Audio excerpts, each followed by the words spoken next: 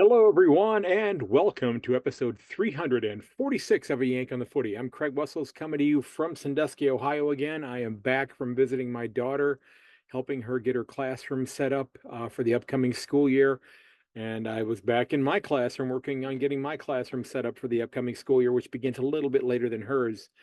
Been extraordinarily busy at my summer job, and that is going to be winding down in just a couple of weeks. But I'm realizing just how much of an old man I really am because I'm doing a job that people half my age should be doing, and I'm busting my hump to try to show them that I can still handle it, and they seem to be very happy with what I'm doing. But let's go ahead and jump in to talk about round 21. Now, I do hope you'll head over to my website at ayankonthefooty.com and get signed up on the mailing list so that when new episodes of the podcast come out, they'll be in your inbox within just a few moments of when they are released. Also, if you're watching this on YouTube, I'm actually sporting one of the shirts from the school where my daughter teaches. Was happy to find something down at the reservation where she is teaching. So that was absolutely wonderful to do that. Do also hope you'll head over to my website and leave a 5-star review there or over on Apple Podcasts. That'd be a huge help. Hope you'll share the podcast with your friends and family as well. Now, today's club of the episode, they are the Jurien Bay Bulldogs of the Central Midlands Coastal Football League in WA. Now, they were founded back in 1973, and this league is located in Western Australia, as I mentioned. The club's situated in the northern wheat belt, a couple hundred kilometers north of Perth, if I looked at it correctly. Now, the league was founded back in 1992 when the Coastal Football Association and the Central Midlands Football League merged. And the Bulldogs, they're the defending premiers and are currently sitting number 2 on the ladder. Last week, they defeated Mora 147-36 with Cam Somerville and Curtis Altineer, I believe is how you pronounce his name, combining for 12 goals. This weekend, they play their final home game of the home and away season, or fixture against Dandaragan, the Saints. And after the contest, they're holding an Olympic watch party, and they're encouraging everybody to wear green and gold to support I believe this is the Hockey Roos who will be playing at that point in time. They're going to be offering a free Aussie dinner. So if you happen to be in the area and you want to check it out, by all means, go ahead and do that. And I do want to wish the Bulldogs the best of luck this season. I'm not a big Olympics person. I have seen several posts online about how medal counts are being reflected to show, total medals as opposed to who's won the most golds. Um, like I said, I'm not a big swimming fan. We had a young man from the high school where I teach who swam in the U.S. Olympic trials. He did not make the team, but he had an awesome career at the Ohio State University after swimming at our high school, and it was a lot of fun to watch his progress. But these are not activities I necessarily take a lot of interest in during the rest of the year. So I'm going to stick with footy and cricket. And I've been so darn busy that I've not watched as much cricket as I would like to have been watching either. So let's go ahead and jump into my tips for this week. I went 6-3 last week. I did miss on Carlton and Essendon and Gold Coast. Now the Bulldogs, they host Melbourne at Marvel Stadium. And this is kind of a tough game to tip here, I think, because the Bulldogs, they've been red hot as of late, knocking off some good sides, and you can never really count the D's out. Max Gawn could drag his club across the finish line, kicking and screaming, even without Christian Petrarca out there. But I am going to go with the Bulldogs to win this one by 9. I think it's going to be a much closer game than maybe some people would think because the D's are really scuffling right now. They've fallen out of the 8.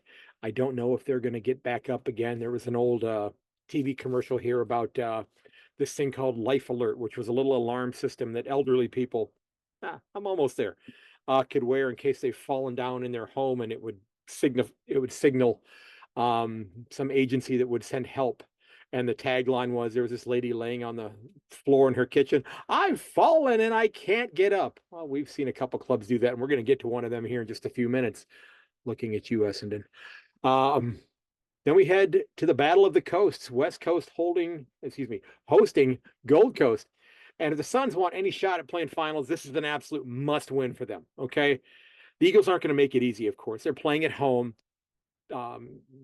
Those players are playing for their next contract, whether it's with West Coast or whether it's elsewhere. Now, I do think the Suns are going to get their first win of the year here, but it's it's gonna be a tough road for them because I think the Eagles, they've got some talent there, and they could beat, somebody if they get a little overconfident.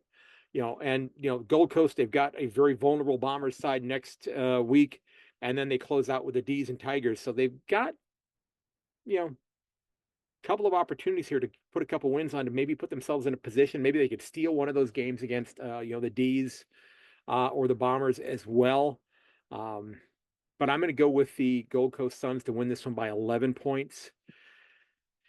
And then we go to North Melbourne hosting Richmond at Marvel Stadium. And I'm just going to go ahead and ask the question right now before I even talk about the game. Will we see any black and gold or black and yellow at Marvel Stadium this weekend? Richmond scuffling.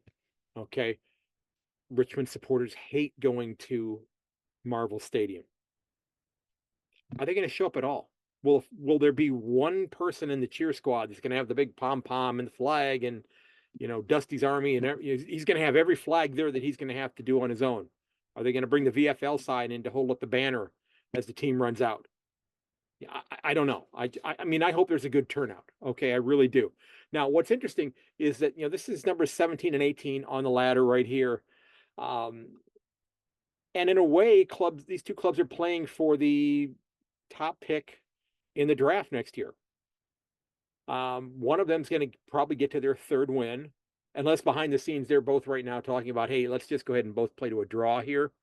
We promise to Russia behind to bring the game to level, so we both stay down here at the end, and then we'll let I'm kidding, of course, but last year the Roos won a game late in the year, which moved them down a spot on the ladder, which prevented them from being able to draft Harley Reid, which you could certainly debate whether or not that was a good thing or not. But what's interesting, and I'm going to go with first of all, I'm going to go with North Melbourne to win this one by 15 points. I do want to congratulate Luke McDonald on his 200th game with the Roos, and big news, in at Arden Street, Cam Zurhar signed a new 5-year contract. Jackson Archer also extended, I believe, through 2026. So LDU, they're looking at you next. Are you watching? Because I think the North Melbourne glass is filling up slowly, but I think it is filling. Okay, I think the glass is, it may not be quite half full yet, but very soon it's going to get there. But this is what's interesting about this, and I'm not begrudging either of these sides, but Fox Soccer Plus, which is a streaming service here in the United States, which carries a few of the games each week from the AFL. They're going to be showing this game on delay, so it's actually going to be on television, and not a lot of people have Fox Soccer Plus. So first of all, not a lot of folks are going to have the opportunity to see it, but they're going to be showing it on Saturday afternoon here at 2:30 in the afternoon. So rather than getting a game with a couple top 8 sides playing against one another, they've got the two clubs that are sitting at the bottom of the ladder who are going to be playing in prime time, if you will, up against the Olympics. So I don't think that many people are going to be seeing this one. But again, I'm going with North Melbourne to win this one by 15. I just think the Roos get the win here. And honestly, I truthfully think that with this young, especially this young club, and there's a lot of youngsters at Richmond, but Richmond is also a much older side in the great grand scheme of things. I think putting 4 points on the ladder for this North Melbourne side is more important right now than drafting whoever might be the consensus number 1 pick in the draft. Okay. I think it's more important that they get this win. And I do think they're going to get it. Okay. Then we've got Geelong hosting Adelaide. The Crows are limping into Geelong. They got thumped at home last week by Hawthorn. And, raise your hand if you haven't been thumped by Hawthorn lately. And I got to ask the question, are the Crows or the Saints the biggest underachievers this year? You could maybe argue the Magpies, but the Magpies have just been absolutely decimated by injuries. And their fixture should be the toughest one in the comp because, well, in terms of the games they're playing, not the location. Okay, let's not go with the location there. We're not going to dig into that. But the Crows missed finals by a questionable call at the end of the season last year. The Saints played finals. Both of them are not going to be there this year. And I think the Pies could still find their way into the finals. But the Cats are getting healthier, and I think that they're going to solidify their spot in the 8 here. I don't know if they're going to jump up a spot because of who's ahead of them right now. Um, and I'm going to go ahead and pull up the ladder here real quickly. I think Carleton is still ahead of them on the ladder, if I'm not mistaken. So let me pull this up here just because I'm really curious. And I think Carleton still is ahead. Yeah, they are ahead of them. They're still sitting number 4. So the Cats could theoretically, depending upon what happens with Carleton this week, maybe they could leapfrog possibly into the number 4 spot, or the Giants could possibly be there, or Port Adelaide could jump up there as well. So it's going to be a fun last 3 weeks. Okay. And this would have been the first week that I was back from my trip to Australia. So Port Adelaide hosts Sydney. Okay. And the Swans have dropped 4 out of 5. Now, as I mentioned last week, and I'm sure most of you know, 3 of those losses were by a total of 5 points. 5 points total, not 5 points per game, 5 points total. Okay. I think it was a 2-point loss, 2 2-point losses, and a 1-point loss, if I'm not mistaken. Or it might have been 3 and 2 1s. But the injuries are starting to pile up for them. Rampy, Haywood, Melican might be back for the Swans this week. The Power should get Todd Marshall back from his hip injury, but we've seen a slightly reinvigorated Charlie Dixon come in and perform well in the limited amount of time that he's playing. I'd be tempted to tip the Swans if this was being played at the SCG, but since it's going to be at the Adelaide Oval, I'm going to go with Port to push themselves towards a top 4 spot here and start to jeopardize the minor premiership for the Swans. Okay. I'm going to go with Port to win this one by 13 points. All right. And the Swans, their run home is interesting as well. And I'm going to go ahead and pull that up. I forgot to write it down here, but they do have 2 of their last 3 games at the SCG, but the Swans, they've got really 3 winnable games. And this is, they've got the Magpies coming to the SCG. Yeah, the Magpies actually have to leave the MCG and go play a game at the end of the year. I know, go figure. The Bombers at Marvel, and then the Crows come to the SCG. So it's conceivable that the Swans are going to go 3-1, 2-2 in their last 4 games. Okay, I think that's definitely the case. So you got Carleton playing Collingwood at the MCG, and the Pies, quite frankly, to end the season, they have got to imitate, and this is for those of you who are older movie aficionados, they are going to have to imitate Clint Eastwood's Ben Shockley character from the 1977 film The Gauntlet.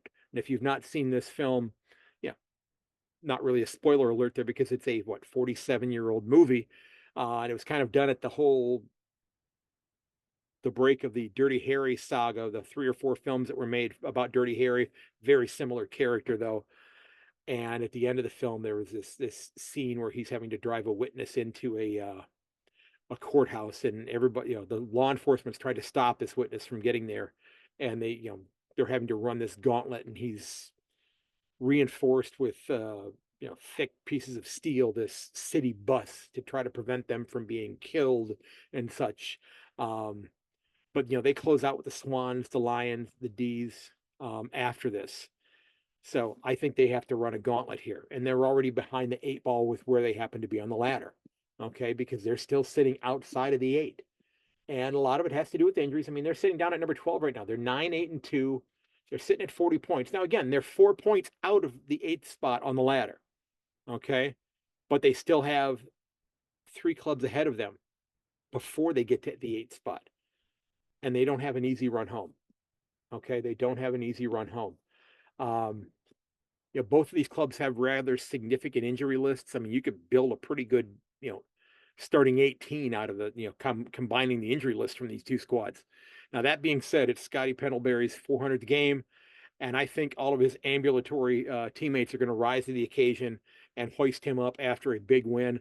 It's going to be close, but I'm going to go with the Magpies to find a way to win this one. I'm going to go with the Magpies to win by 7 against what I think is a better Carleton team, but I just think they rise to the occasion this week and get the job done.